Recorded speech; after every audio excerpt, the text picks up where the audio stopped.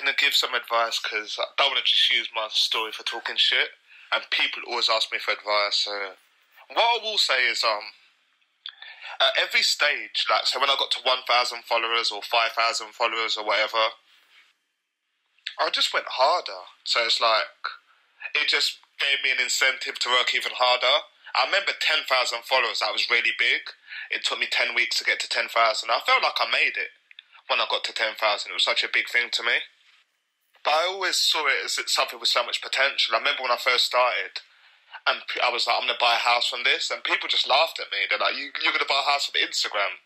This is when I had like a couple of hundred followers. I really had the confidence. I think it's good to set yourself targets and try and really, I'm trying to achieve the targets as well. So even if you don't make the targets, at least you'll achieve something, hopefully. So, I was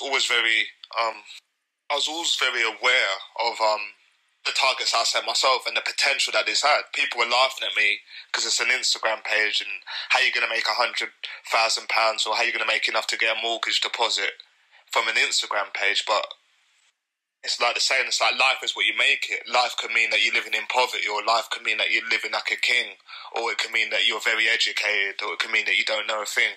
So it's an Instagram page, but on the other hand, it's a really good business opportunity.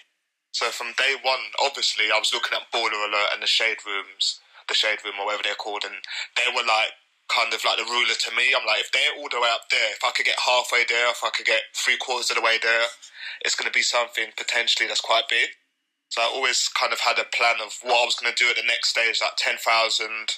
I'm going to add this to BAL, 20,000. I'm going to start covering that sort of content as well.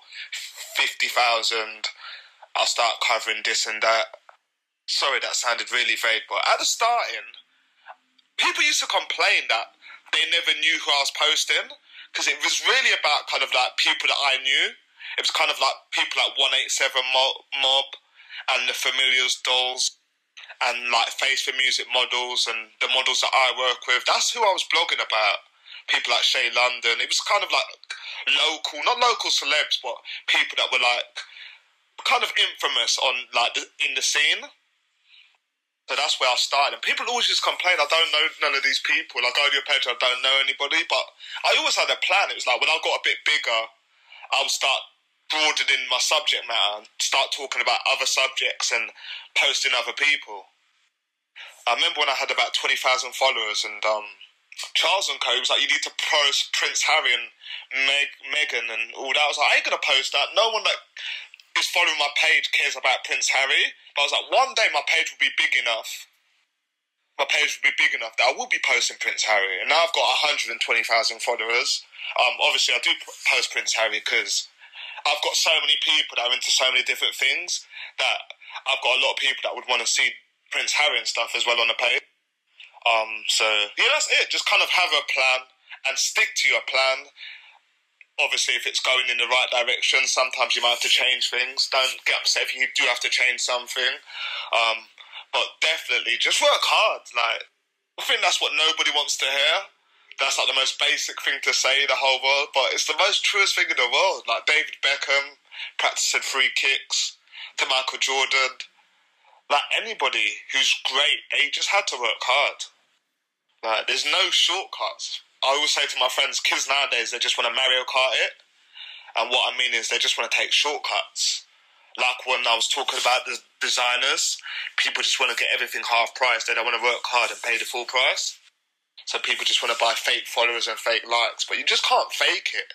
That's why my shit has blown up, because it's something that I just did myself without no team or nothing like that. But if it's dope, it's dope. You can't fake it. And obviously when it's dope, the people will want to take part and want to be part of it.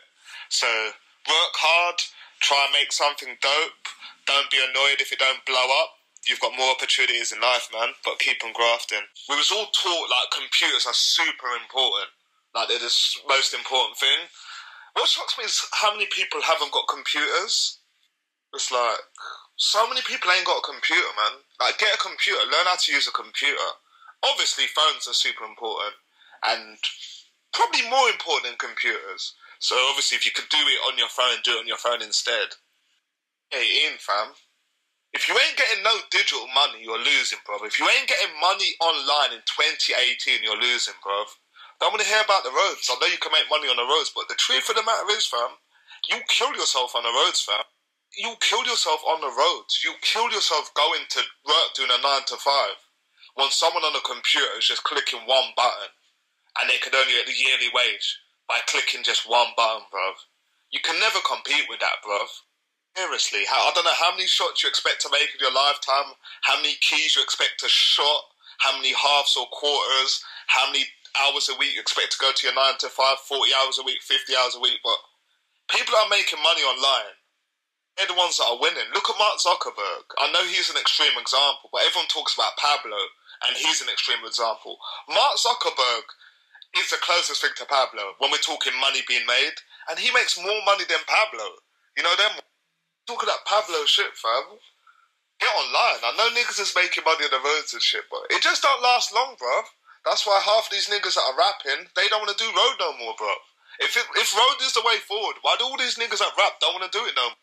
This is the way forward. Why ain't Stormzy on the roads no more, bruv? Why ain't all these rappers doing road no more? Why ain't Krypton Conan doing road no more? Why ain't Dave doing road? Because it's not the way forward, bruv. It's long, it's bullshit, bruv.